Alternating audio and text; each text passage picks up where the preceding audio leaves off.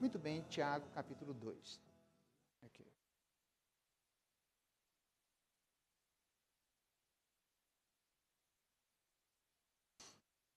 Feito esses avisos, oramos já pela palavra.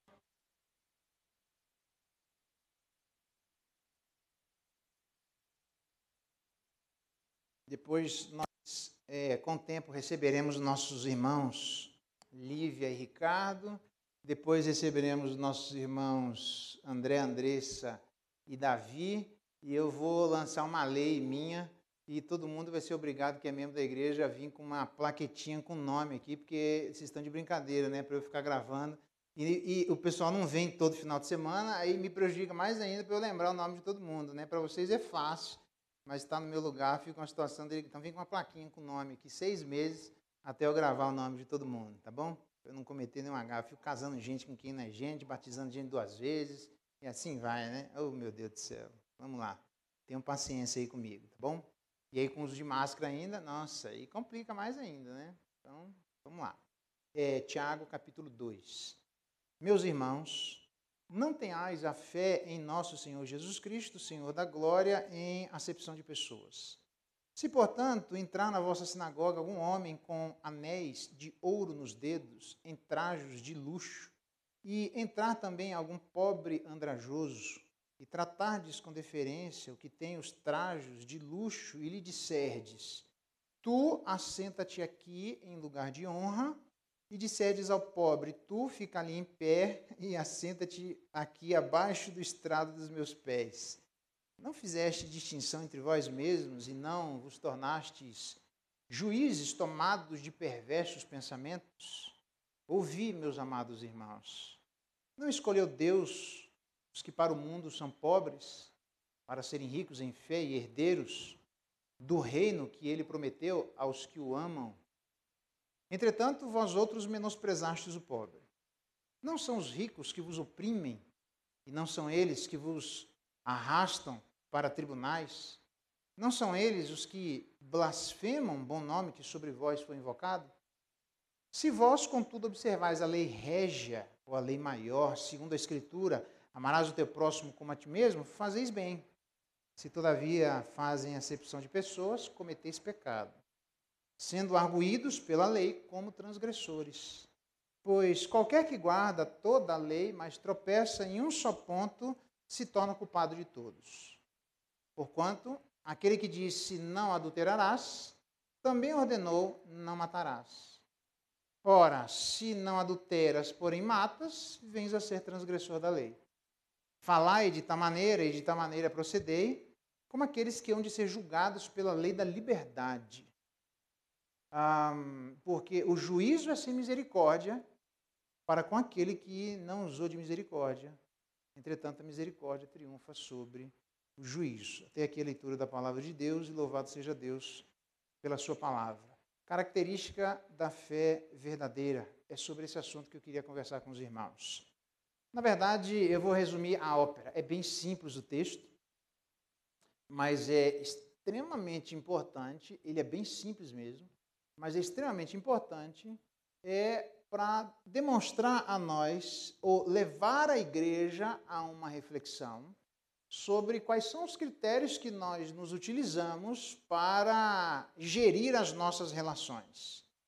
Se nós nos relacionamos exclusivamente baseado no bolso dos nossos irmãos, para mais ou para menos, nós pecamos. Essa jamais deve ser a relação da igreja. Este é o tom que eu vou dar na igreja com muita força, porque este é o tom que aparece na palavra. Jamais, nem para baixo e nem para cima, social ou economicamente falando, devemos nos relacionar baseado no bolso das pessoas. Pecamos se estamos interessados no bolso daqueles que têm mais, e pecamos se privilegiamos o bolso daqueles que têm menos. A classe econômica não deve ser um critério para as nossas relações. Então, o que Tiago está fazendo é chamando a igreja a uma relação mais profunda, para evitar a superficialidade das relações. E, portanto, para evitar a superficialidade das relações, nós devemos nos relacionar pensando no estado do coração e não no estado do nosso bolso. É assim que a gente deve se relacionar. Então, antes de você perguntar como é que anda o bolso do seu irmão, você deveria perguntar como é que anda o coração do seu irmão. Porque ser rico não é pecado e ser pobre não é virtude. Então, a gente jamais deveria se relacionar baseado nas questões do bolso, mas baseado nas questões do coração. Infelizmente, isso já é uma prática muito antiga na igreja. Ela tem um erro, ou ela corre um risco muito grande de se relacionar baseado em superficialidades. Superficialidades é eu querer o bolso do meu irmão sem nem estar interessado como é que anda o coração dele. E é por conta disso que acontecem absurdos no meio da igreja, de pessoas que até são dizimistas, mas têm práticas que não convém nem mencionar. São absolutamente espúrias. Porque elas acabaram pegando essa cultura da igreja, que basta ser dizimista e as coisas estão resolvidas. Quem é que já não ouviu que se fulano é dizimista, ele é fiel, e se fulano não é dizimista, é infiel? E quem é que disse que a gente consegue medir a fidelidade pelo dízimo ou pelo não dízimo? Eu não estou dizendo que essas coisas não são necessárias na igreja. O que eu estou dizendo é que a nossa relação precisa ser mais profunda do que isso. Nós precisamos prestar atenção no estado do nosso coração. Sempre foi assim que Deus se aproximou dos seus perguntando: Caim, como estás? Eu vi que seu semblante caiu. O rei se aproximando de Neemias e disse: como anda, Neemias? Eu vi que seu semblante caiu. Ele tinha dinheiro. A questão nunca foi dinheiro. Eu sei que lá a relação financeira era diferente, eclesiasticamente falando. Mas mesmo ele não estava preocupado com o bolso, mas com o estado do coração. Isso é muito importante. E eu espero, em nome de Jesus, que nós construamos cada vez mais uma relação onde, antes de perguntarmos como é que anda o nosso bolso, nós pelo menos tenhamos a coragem de perguntarmos como é que anda o nosso coração. O problema é que quando a gente perguntar isso, pode vir qualquer coisa do outro lado. Por isso, a igreja é conselheira. Às vezes a gente não pergunta com medo do que vai vir do outro lado sem saber o que fazer. Pois é, mas aí é responsabilidade da igreja. Se não sabe, pede ajuda. Mas o que a gente não pode é evitar a proximidade de coração para coração. Porque se houver alguma dificuldade entre os corações, isso nós devemos ser instrumentos de bênção um na vida do outro e, naturalmente, as outras coisas vão entrando nos eixos. Então, voltando para o texto, que ele é bem simples, Tiago fala, e isso é muito importante, anteriormente no verso 27 do capítulo 1. Lembra, a Bíblia não tem capítulos, tá certo? Isso aqui foi colocado depois. É só para que a gente não aborde os assuntos como se fizessem distinções estanques que inicialmente não foram pensadas quando elas foram escritas. E este é o caso. Então, Tiago está terminando aquilo que nós chamamos de capítulo 1, porque ele não escreveu o capítulo 1, ele escreveu uma carta, ok? Nós apenas dividimos para ficar didaticamente mais absorvível, mas isso pode prejudicar o nosso entendimento. Então, ele fala no verso 27, a religião pura e sem mácula para com o nosso Deus e Pai é visitar órfãos, as viúvas nas suas tribulações e a si mesmo guardar-se incontaminado do mundo. Lembra? Então eu falei, expliquei bem certinho sobre esses detalhes, demonstrando que uma religião sem mácula, a gente pensa na contribuição para com o outro, mas não pensa que o mesmo texto diz que a gente deve guardar-se incontaminado do mundo. Então, praticar uma boa religião é cuidar com o estado da contaminação do nosso coração. Isso é praticar uma boa religião. Isso não é legalismo, faz parte. Eu me envolver com as pessoas necessitadas faz parte, mas eu prestar atenção nas necessidades do meu coração também faz parte. Às vezes eu vejo a igreja se preocupando com o outro, mas esquecendo de se preocupar com o grau de contaminação que eventualmente a sua relação com o mundo pode vir a trazer. Então, Tiago diz isso. Por quê? Porque Tiago está inicialmente falando que é, no final do capítulo, uma religião pura e sem mácula. Então, nós vimos aqui sobre isso a dimensão da fala, a dimensão da prática e a dimensão do coração. Ditas estas coisas, nós percebemos que, ainda no capítulo 1, Tiago diz assim, que os crentes nasceram da palavra, os crentes ouviram a palavra, os crentes acolheram a palavra e agora os crentes devem praticar a palavra. Essa divisão do capítulo 1, quando ele diz, por exemplo, segundo o seu querer, diferentemente de nós que geramos o pecado, nós fomos gerados por Deus pela palavra da verdade. E os detalhes nós vimos isso lá. Adiante, ele ainda diz assim, saibam estas coisas, meus amados irmãos, todo homem seja pronto para ouvir e tardio para falar. Então, ouvir a palavra de Deus precisa vir de um coração manso. Por isso, o tardio para se irar. Uma pessoa, no exercício da ira, ela tem muita dificuldade de abrir os ouvidos. Ela não consegue. Então, ela fica atabalhoada nesse sentido. Então, nós precisamos aquietar o nosso coração para gerar uma condição factível para que a gente tenha condições de ouvir aquilo que Deus tem a nos ensinar. Ele diz adiante, acolheram a palavra, despojando-se de toda impureza e acúmulo de maldade, acolheram com mansidão a palavra em voz implantada. Olha só.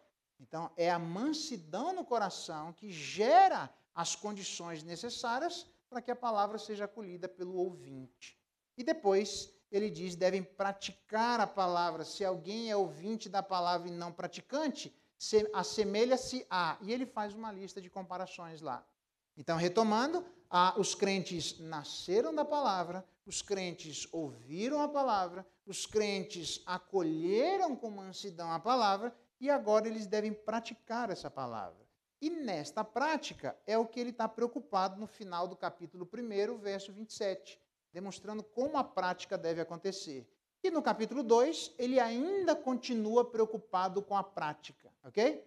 Apenas ele mencionou no versículo 27, não capítulo 27, versículo 27 do capítulo 1, visitar órfãos e viúvas e guardar-se incontaminado do mundo. Agora ele vai entrar, não em outro assunto, mas em outra prática da igreja.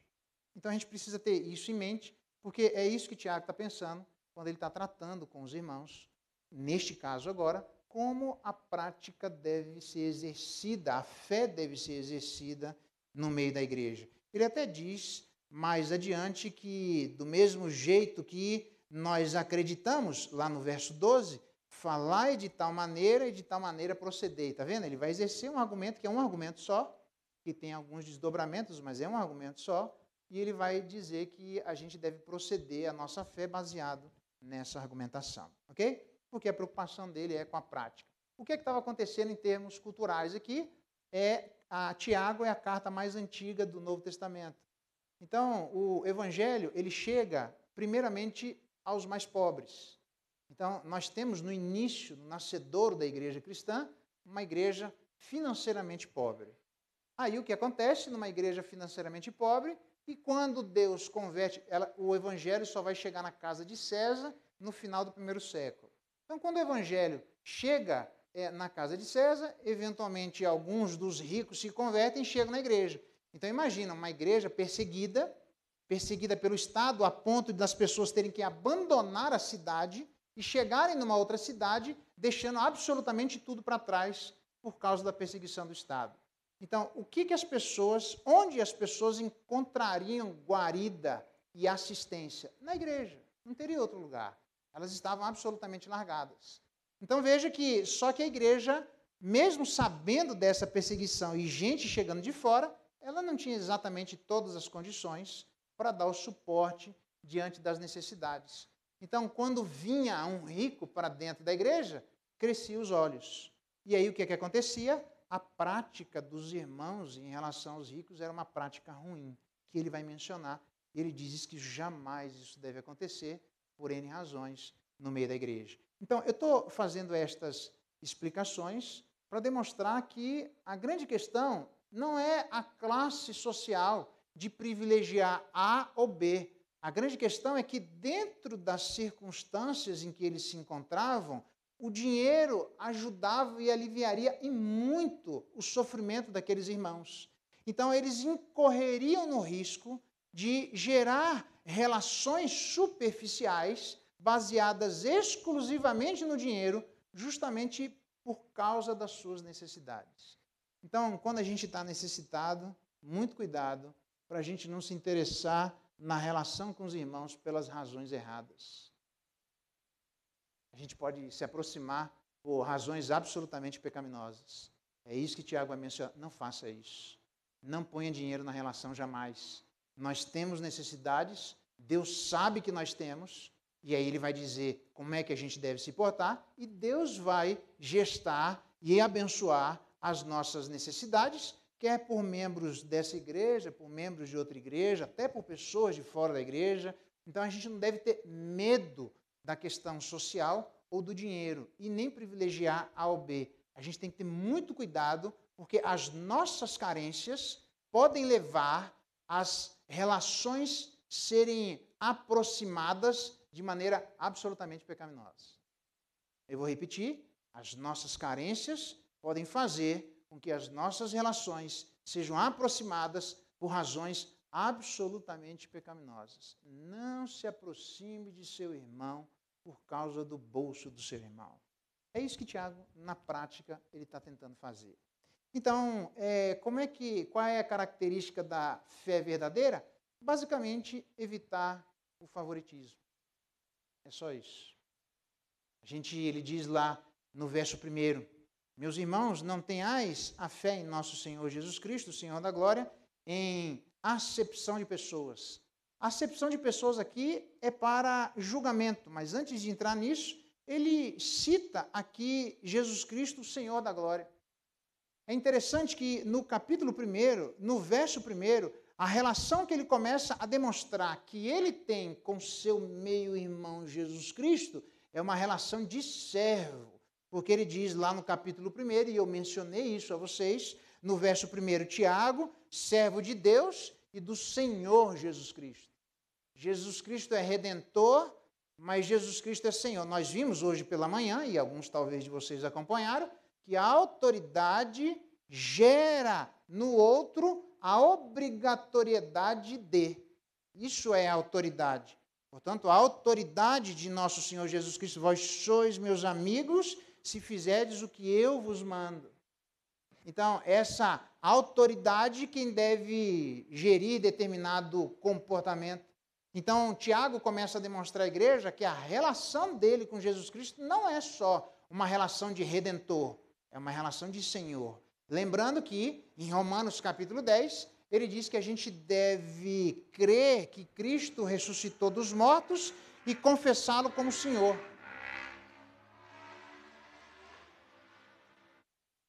E confessar Jesus Cristo como Senhor.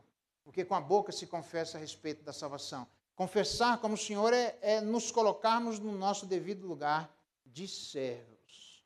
Jesus Cristo é nosso irmão, mas é nosso Senhor. Nós somos servos de nossos irmãos. Jamais devemos ter uma relação de irmandade com Jesus Cristo naquela relação doentia que José do Egito teve com seus irmãos. Aquela relação não é exemplo da nossa relação com o nosso irmão. A nossa relação com ele, mesmo que eles se perdoaram depois, ainda não é exemplo. Por quê? Porque Jesus Cristo é Senhor sobre nós. E é isso que ele está mencionando no capítulo 1 e que agora ele vai mencionar no capítulo 2, onde ele inicia as suas considerações no capítulo 2, dizendo, meus irmãos, não tenhais a fé em nosso Senhor Jesus Cristo, e ele repete, Senhor da glória. Jesus Cristo é Senhor. Nós não vemos esse senhorio de Jesus Cristo e, às vezes, nós enfatizamos Jesus Cristo sendo Redentor em detrimento do senhorio de Jesus Cristo. Essas coisas não estão em conflitos, elas estão em consonância. E a mesma atratividade, a mesma relação de amor que nós devemos ter e de gratidão por ser Ele o nosso Redentor, também devemos ter por ser Ele o nosso Senhor. Ele menciona o Senhor da glória E isso, obviamente, traz imediatamente duas ideias em mente. Se ele é Senhor exaltado, porque ele foi um Senhor humilhado. Não existe exaltação sem humilhação. Então, quando nós olhamos Jesus Cristo, o Senhor da glória, nós devemos nos lembrar aquilo que Pedro fala, que Deus é competente para julgar vivos e mortos. Aquilo que Hebreus diz que Deus sabe o que é padecer, porque Ele sofreu as angústias que nós sofremos, entretanto, sem pecado.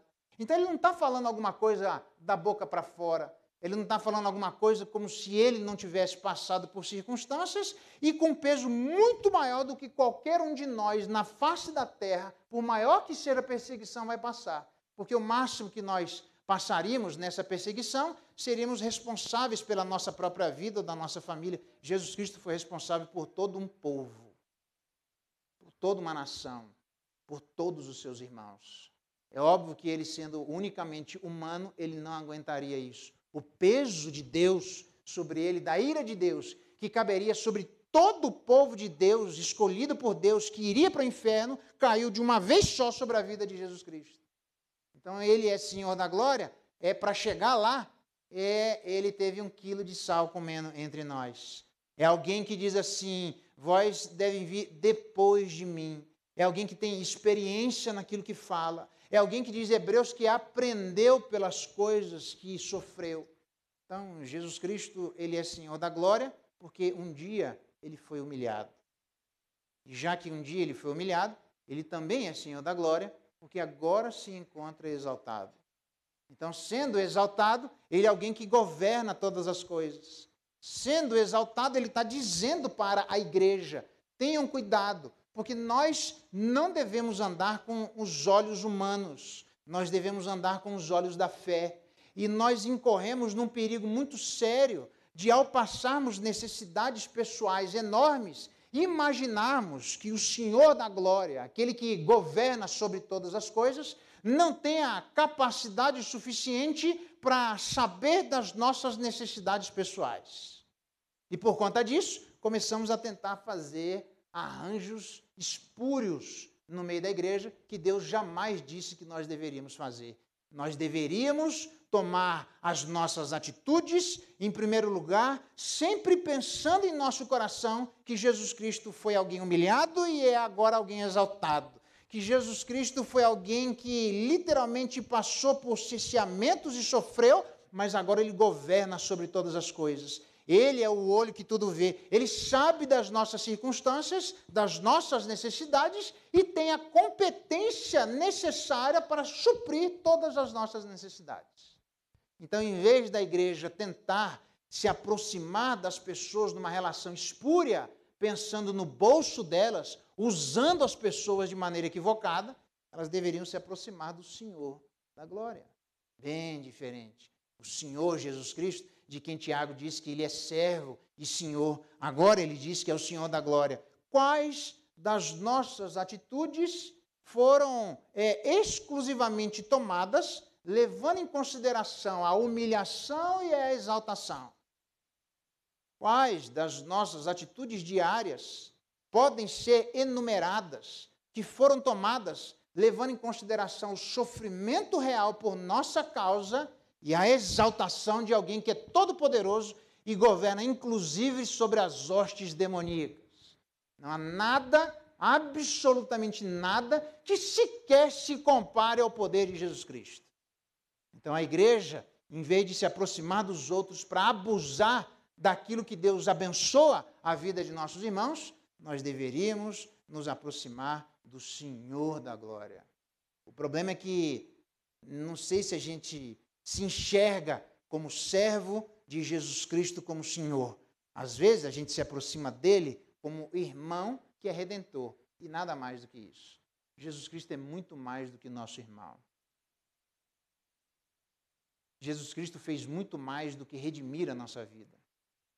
Já é bastante coisa, mas ele fez muito mais do que isso. Ele governa sobre a nossa vida e nada, absolutamente nada, passa despercebido aos seus olhos. Por isso eu devo evitar o favoritismo. Por isso eu devo evitar essas relações espúrias. Por quê? Porque eu tenho um Senhor que sabe o que é sofrer. Essas pessoas, por exemplo, visitar órfão. Eu não sei quantos de vocês foram órfãos, são órfãos, em que época que foram da vida de vocês, mas a orfandade, quando ela vem de uma família que não obrigatoriamente busca a Deus, anda diante de Deus e não tem se preparado dia após dia, como se fosse o último dia, o sofrimento é gigante, irmãos. O sofrimento é enorme. O que ele está dizendo é que eu sei o que é sofrer, eu sei quais são as dificuldades, porque eu vivi entre vocês e eu sofri, e ele até chega ao ponto de dizer que se o vosso pai e a vossa mãe vos abandonarem, Deus, o Senhor da glória, não vos abandonará. Porque a relação do Senhor com o seu povo é muito mais forte do que a relação de pai e mãe com seus filhos. E às vezes, por causa do pecado, ainda assim é uma relação espúria. A gente usa os nossos filhos, a gente vende os nossos filhos, a gente abusa sexualmente dos nossos filhos.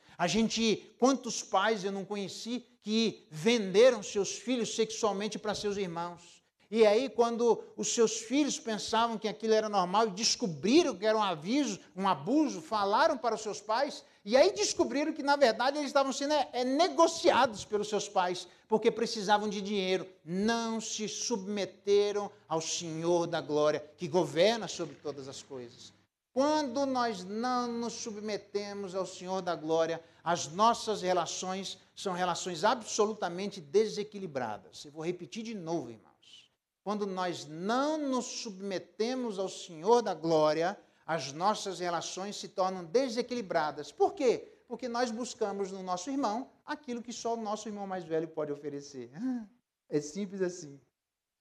Então, o favoritismo acaba tomando conta e ele diz, isso jamais deveria acontecer. Vocês não deveriam usar de acepção de pessoas, porque a acepção de pessoas que ele faz menção não é uma acepção de pessoas para não julgar. Isso é um erro que precisa ser corrigido no meio da igreja. Deus não julga com acepção de pessoas. Não, irmão, é que Deus não coloca, eu vou julgar uma pessoa e vou simplesmente fazer vistas grossas às outras pessoas. Quando Deus se relaciona sem acepção de pessoas, é porque ele vai julgar todo mundo, irmãos. Porque todos estão debaixo do julgamento de Deus. Então, a não acepção de pessoas é justamente para mostrar que o julgamento é paritário. Isso desde o Antigo Testamento. Diz a palavra de Deus que já no Antigo Testamento não farás injustiça no juízo. Olha só. Ter acepção de pessoas é fazer um juízo injusto. Porque você não ouve todas as partes. Você faz vista grossa para alguém. Então, não é fazer acepção de pessoas porque, no final das contas, ninguém vai ser julgado. É justamente o contrário. É não fazer acepção de pessoas porque todo mundo deve ser julgado e todo mundo deve ter os mesmos direitos porque todo mundo tem os mesmos deveres. Moisés ainda vai dizer, não sejam parciais no juízo. Aquilo que vocês não dão conta, resumindo, vocês que forem demasiadamente difícil, façam vir a mim. E diz Moisés, e eu os ouvirei. O julgamento continua. Tanto que o final dessa perícope, que é um assunto só, do verso 1 ao verso 13, que é uma relação de acepção, onde você acaba ouvindo uma parte e não ouvindo a outra parte, ele vai dizer, no seu argumento final, que vai terminar em julgamento. Se vocês julgarem parcialmente seus irmãos, cuidado porque vocês estão exercendo uma relação sem misericórdia e, portanto, no último dia, aqueles que não usaram de misericórdia, também Deus não usará de misericórdia com eles. Termina em julgamento, irmãos. Então, a gente precisa entender que ser imparcial jamais significou na Bíblia não julgar. Ser imparcial significa julgar com justiça. É muito diferente. Então, nesse sentido, as nossas relações, como diz o salmista, até quando julgareis injustamente e tomareis, naquele caso, partido, por exemplo, pela causa dos ímpios. O problema estava no julgamento injusto. É isso que precisa ser corrigido no meio da igreja, que é essa relação de acepção de pessoas e de julgamento parcial que desde o Antigo Testamento Deus está condenando. Então a fé verdadeira é uma fé que é conhecida pela relação de imparcialidade com as pessoas. Traduzindo, não olhe para o bolso das pessoas. A parcialidade é porque não se submeteu ao Senhor da glória. E aí você tenta encontrar no seu irmão aquilo que, na verdade, só Jesus Cristo poderia oferecer. Então, os erros do favoritismo define cada um de nós erroneamente como um juiz parcial, que Deus não é, quando ele diz lá, por exemplo, no verso 4, não fizestes distinção entre vós mesmos e não vos tornastes juízes? Então, Deus não colocou a igreja para ser um juiz parcial. Ele ainda diz, tomados de perversos pensamentos. Isso. Quais perversos pensamentos? Na verdade, você faz com que estes camaradas entrem na igreja. O problema nunca foi as pessoas virem bem vestidas na igreja. Eu não quero que nossa igreja tenha algum tipo de problema com quem quer vir bem vestido e com quem quer vir com limitações do seu bolso. Na igreja, nós não nos relacionaremos pelos bolsos alheios. Você pode vir com a sua limitação humilde e você pode vir com a limitação do seu dinheiro, irmão. Não tem problema nenhum, porque sabe o que acontece? Por conta disso, com medo das pessoas se relacionarem com o bolso, aí as pessoas começam a se vestir incompatíveis com o seu próprio bolso. Não é porque algumas se sentem confortáveis, porque se sentir também não tem problema nenhum. É simplesmente porque elas não querem que a igreja as trate de maneira diferente. Porque a igreja tem um erro e um equívoco no seu coração de querer tratar as pessoas para encontrar nelas aquilo que o Senhor da glória é quem vai dar a nós. Não busque no seu irmão aquilo que só o nosso irmão pode nos dar. Não busque não gere uma expectativa no seu irmão, quando na verdade nós deveríamos gerar uma expectativa em Jesus Cristo. Não peça para seu irmão, peça para Jesus Cristo. Se ele tiver que amolecer, nós não devemos ter problemas de pessoas. Ninguém tem que ter vergonha na igreja de ter dinheiro. E ninguém também tem que ter vergonha na igreja de não ter dinheiro.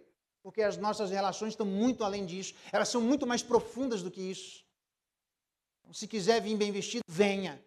Se quiser vir com limitações, venha. Mas não caia na falsa piedade de vir numa limitação, porque no final das contas, se eu vir, mesmo que incompatível, eu estou demonstrando a Deus uma certa piedade. Não está demonstrando absolutamente nada, porque as nossas relações, elas não se medem pela maneira como nós nos vestimos, mas elas se medem pela maneira como o nosso coração se relaciona com Jesus Cristo, o Senhor da glória. Então, em vez de nós sermos pedintes de nossos irmãos, embora nós devemos pedir dentro das limitações das Escrituras. Como nós já vimos, Gálatas diz que aquilo que é um peso leve, cada um que leve o seu. Aquilo que é um peso pesado deve ser compartilhado. Compartilhado é colocado sobre a mesa para ver quem Deus levanta para nos ajudar, determinados pesos que são pesados demais a nós. Mas não peça. Peça ao Senhor da glória. Nosso problema é falta de uma vida de oração, é uma falta de intimidade com o nosso Senhor Jesus Cristo, é uma falta de percepção da identidade dele, é uma falta de crença da competência que ele tem para mover os corações, para dizer, fulano, eu quero aqui dar uma oferta para o Senhor, seja muito bem-vindo, porque eu já vi pobre sendo pobre, com dificuldades na pobreza, e alguém sendo levantado por Deus, e ainda assim a pessoa não aceita ser abençoado, ainda com as suas limitações. Porque orgulho humano não tem absolutamente nada a ver com classe social. O orgulho humano se manifesta nas classes sociais. Vai se manifestar na pobreza, vai se manifestar na classe média, vai se manifestar na classe rica. Orgulho é do coração humano e não das classes sociais. Por isso, muito mais do que racismo, do que machismo, muito mais do que simplesmente olharmos os pobres como pessoas com uma certa condescendência, jamais a nossa relação deve ser dessa forma. Venha sem nenhum tipo de preocupação, porque o problema nunca foi essas pessoas se vestirem bem. O problema é as pessoas se relacionarem de maneira equivocada, buscando nos outros aquilo que os outros não podem oferecer. Então, por que é exaltado, num certo sentido, pobre? Quando ele diz, vocês foram juízos de perversos pensamentos. Vocês olharam para os ricos com uma percepção equivocada. Vocês geraram expectativas em relação aos mais abastados com um desejo que Deus não autorizou que existisse no seu coração. Peça a Ele. Então, ele diz que Deus não escolheu as coisas pobres do mundo, por isso eu fiz questão de começar no capítulo 1, verso 27. Porque a grande questão de Tiago com a igreja é demonstrar que os desfavorecidos, é demonstrar que aquelas pessoas que têm dificuldades, aquelas pessoas que têm cerceamentos, que têm limitações para, de alguma maneira, dar alguma contribuição social naquele momento, porque os pobres eram servos e os servos eram escravos, irmãos. Não leia com a mentalidade de hoje, mas leia com a mentalidade da época. Eram pessoas escravas. O escravo teria muita dificuldade de dar uma contribuição social. Então, em vez de nós olharmos isso, por que Deus elege essas pessoas para demonstrar que Deus está cuidando? Porque quando ninguém está cuidando, Deus está tirando toda a ideia de mérito. Porque normalmente nós buscamos nos relacionar uns com os outros justamente pensando nos melhores, nos mais altos, nos que se destacam, no que de alguma maneira pode gerar ideia de mérito. Então Deus demonstra a essas pessoas que elas, num certo sentido, não poderiam dar uma contribuição para tirar a ideia de mérito, para demonstrar ninguém tem mérito, nem o pobre e nem o rico. Todos somos privilegiados, pobres e ricos, porque todos nós somos devedores diante de Deus e todos nós temos o privilégio de ouvirmos as benesses daquilo que o nosso Senhor Jesus Cristo sofreu, a maneira como ele foi exaltado e como isso deve servir agora como um modelo para as nossas relações. Então, Jesus Cristo sendo humilhado, como é que nós conhecemos as pessoas? Aqueles que aceitam uma determinada humilhação. Veja que interessante. Aqueles que aceitam, eu estou colocando uma determinada limitação, porque é uma determinada limitação mesmo. Porque tem gente que não aceita por conta de mérito, humilhação nenhuma. Tem gente que é mais ou menos como Lameque. Ouvia Adá e Zilá, esposas de Lameque. Matei um homem porque me feriu e outro porque me pisou. Homem brabo, nordestino, puxou a faca e ele furou o bucho. Tem gente assim na igreja. Ele está dizendo, nós não devemos ser assim. Jesus Cristo foi humilhado. As prerrogativas que lhe eram proeminentes, ele deixou de lado, não julgando com usurpação ser igual a Deus, continuando a ser Deus, mas ele não precisava ter vindo, ele não fez nada de errado, ele não era obrigado a morrer por nenhum de nós. Todos nós poderíamos certamente ir para o inferno, que isso era absolutamente justo, porque Deus, ao colocar a árvore lá no Jardim do Éden, ele comunicou com clareza, se comer, vai morrer, se não comer, vai viver. Então você tem o mundo inteiro para explorar, não toque nisso. Por quê? Porque a autoridade, nós vimos hoje de manhã, gera obrigatoriedade no ouvinte. Então, na verdade, nós jamais deveríamos nos relacionar dessa forma, enxergando mérito nas pessoas. Então, a menção desse grupo de pessoas é para tirar do nosso coração a ideia de que alguém pode contribuir com algo. Nenhum de nós, muito bem falou o presbítero Romo, pode contribuir em nada. Não tenha nada que já não seja de Deus. A gente, na verdade, dá aquilo que Ele mesmo nos dá. Da mão dele nós devolvemos. Nós não contribuímos com Deus, então nós devemos nos colocar no nosso lugar de humildade. Então, as relações não deveriam seguir este princípio, que é um princípio onde Ele mesmo está dizendo no verso 5, olha, Deus escolheu as coisas pobres, as loucas, para humilhar aquelas que são, porque no final das contas é para serem ricos em fé, herdeiros do reino que ele prometeu àqueles que o amam. A grande questão não é se nós somos pobres ou ricos, a grande questão é se nós somos ricos em fé. Isso é importante, irmãos. Tem muita gente rica no bolso, mas pobre no coração. Tem muita gente pobre no bolso, mas rica no coração. Uma coisa não obrigatoriamente leva à outra, mas o que ele está chamando a nossa atenção é: não olhe para o seu bolso, olhe se vocês são ricos em fé. É mais ou menos aquela parábola que ele diz: louco, essa noite vão te pedir a tua alma, e você tem preparado para com Deus o quê? Porque tem muitos de nós que trabalhamos e nos desgastamos pensando na nossa estabilidade financeira. Não há nada de errado nisso. Mas nós somos transeuntes, irmãos. Nós somos passageiros. A gente nem sabe quanto tempo de vida nós temos.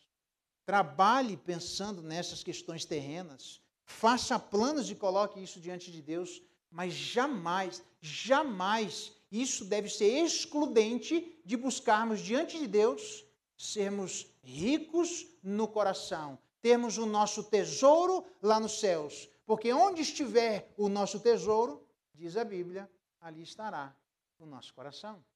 Então a pergunta é: onde está o seu tesouro? A pergunta é: você é rico em qual banco?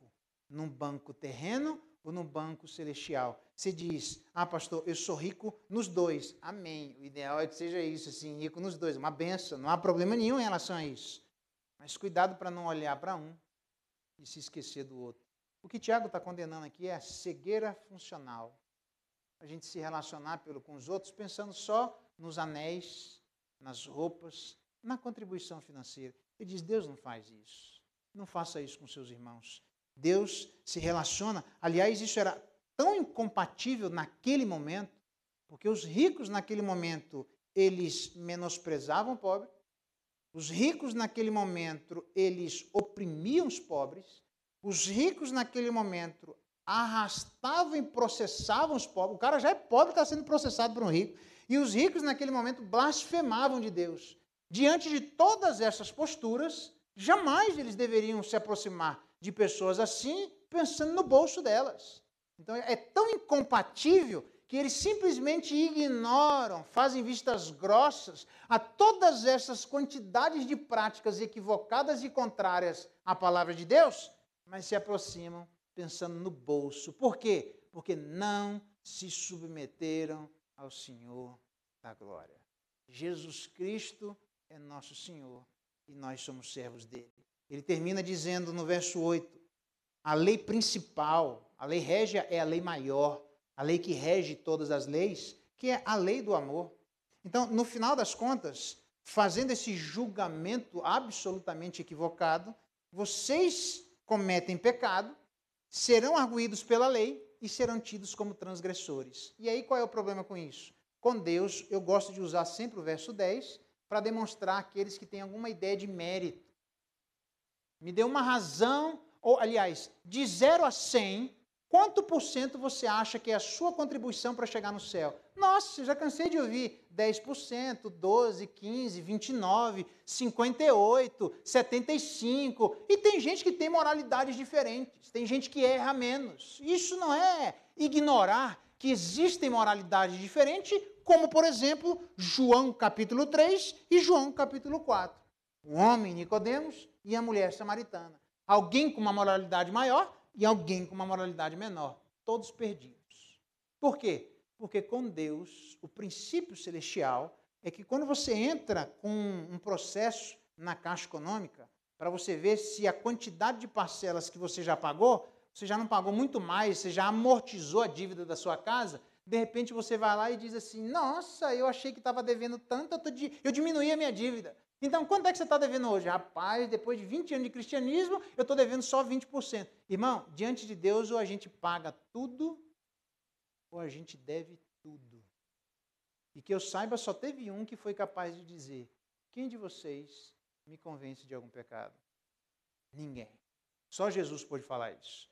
Então, se nós temos moralidades diferentes, e temos moralidades diferentes, uns erram mais e outros erram menos, mas errando mais ou menos, todos nós somos devedores de todos os pontos da lei.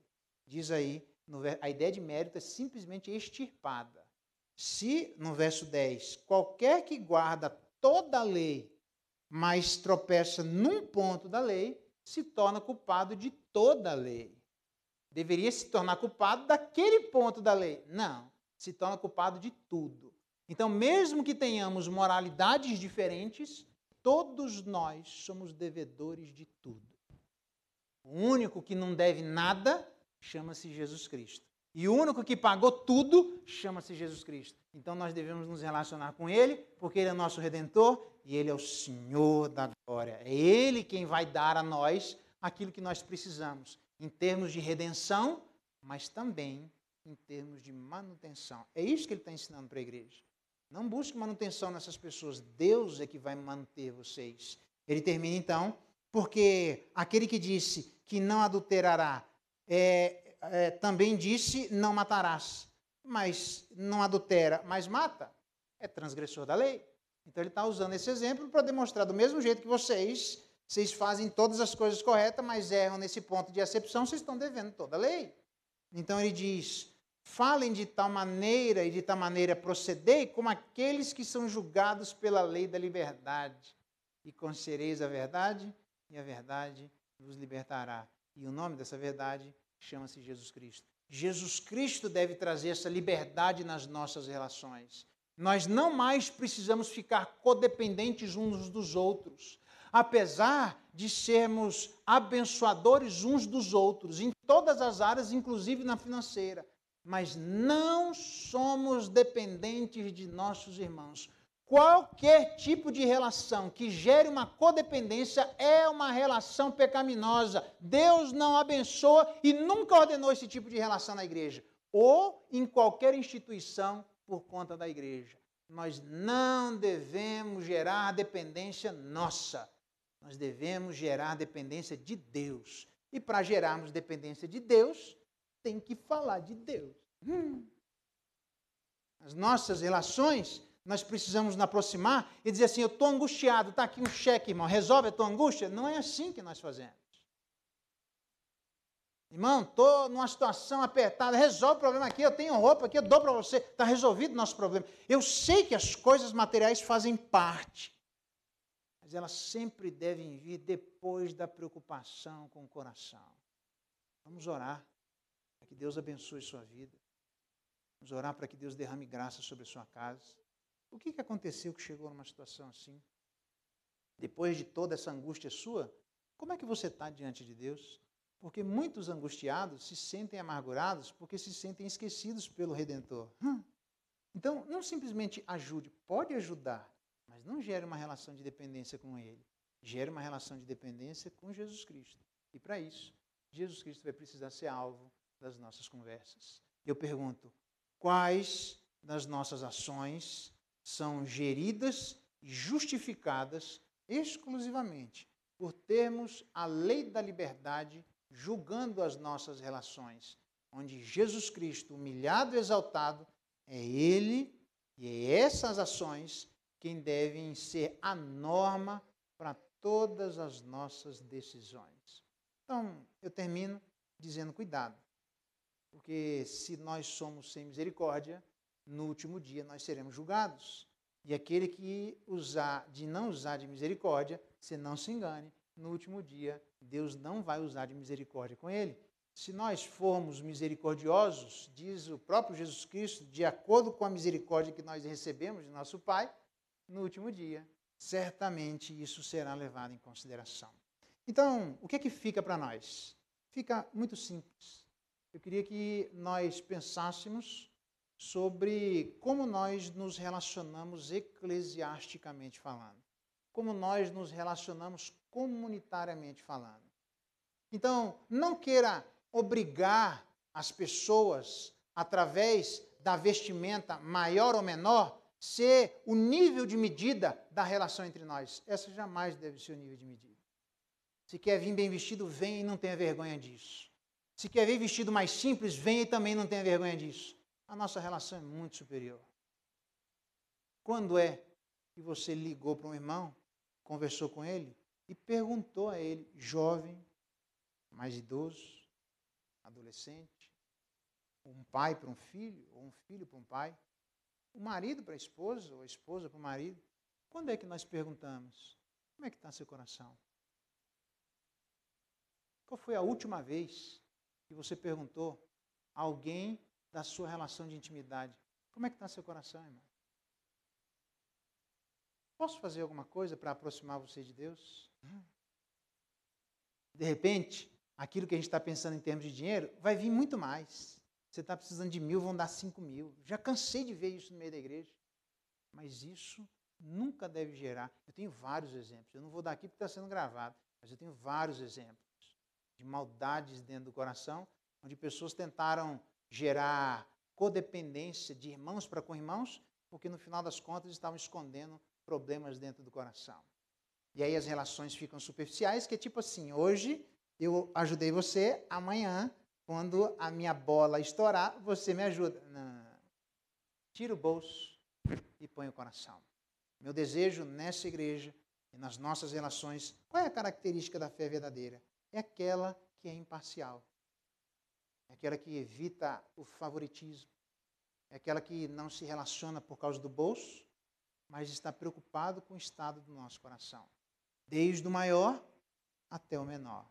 É chegar nas crianças e dizer, a gente até pergunta, como é que está seu coração? Elas manifestam facilmente isso. Mas quando a gente vai adultecendo, a gente vai criando mecanismos para esconder o estado do coração. E quantos de nós amargurados, cansei, irmãos, de visitar a gente amargurada, pastor, eu falei aquele dia lá que estava bem, mas meu coração estava péssimo. E por que não falou que estava bem? Impedia de dizer que existia algum problema? Muitas coisas. Porque a gente não gosta de se expor. Então, o meu convite nessa noite é que para haver intimidade, vai ter que haver exposição. Mas a exposição precisa ser de todos os lados. E a nossa relação de exposição precisa ser baseada na misericórdia. Porque senão a gente vai matar uns aos outros. Deus não quer isso conosco. Então vamos nos relacionar como igreja enxergando as coisas boas e ruins que existem no coração de todos nós. Mas tentando buscar diante de Deus o que é que nós podemos fazer para abençoar os nossos irmãos. Ainda que materialmente. Não há nenhum problema com isso. Mas não comece por aí e nem termine aí. Quantos você já ajudou materialmente e depois foi lá perguntar, e aí, irmão, o coração está bem? É fácil, irmão. Eu dar alguma coisa material e dizer, não quero nem saber, fiz a minha parte. É fácil. Dar um prato de comida para a pessoa e não perguntar como é que ela anda na vida. É fácil. Comece a perguntar e a ouvir os dramas de nossos irmãos. Porque essa é a relação de amor que Deus tem conosco. E essa é a relação de amor que Ele espera que nós tenhamos uns com os outros. A fé verdadeira é uma fé profunda. Não é uma fé superficial. Não é uma fé baseada em externalidades, em amenidades. É uma fé que vai ter que sentar e dizer, está tudo bem, irmão? E aí o irmão vai dizer assim, não está. Então vamos fazer o seguinte, vamos tomar um café para a gente conversar? Você já tomou café com alguém para conversar sobre o estado do coração dele? Se a gente não faz isso de maneira mais cotidiana, alguma coisa de errado está nas nossas relações. Então, meu desejo é que as nossas relações sejam relações de coração para coração, e não de bolso para coração. Vamos ficar de pé? Vamos orar?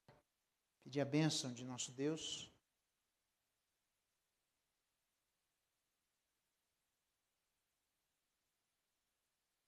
Nosso irmão Danilo, faz a gentileza, vem aqui, ora por nós, pedindo a bênção de Deus sobre nós, depois nós receberemos a bênção. Espero sinceramente que Deus nos ajude nas nossas relações de coração para coração. Oremos. Nosso Pai, nós nos colocamos diante de Ti, Senhor. Pedimos Tua misericórdia sobre nós, pedimos Tua graça sobre nós.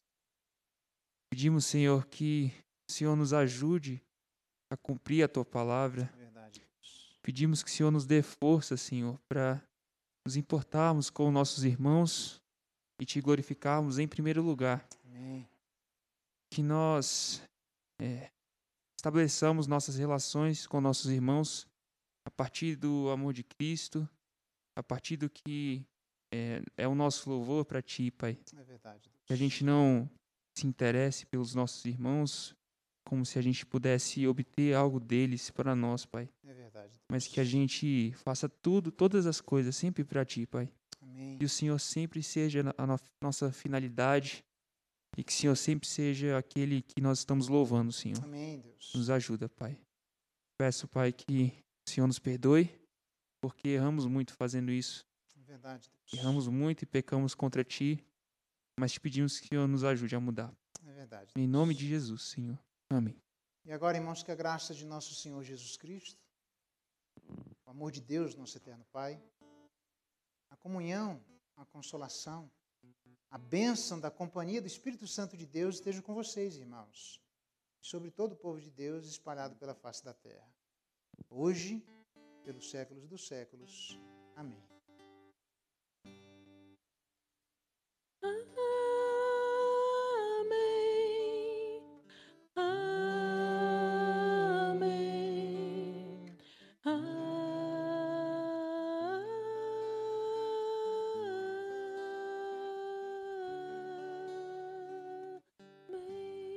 Amém. Os irmãos podem sentar.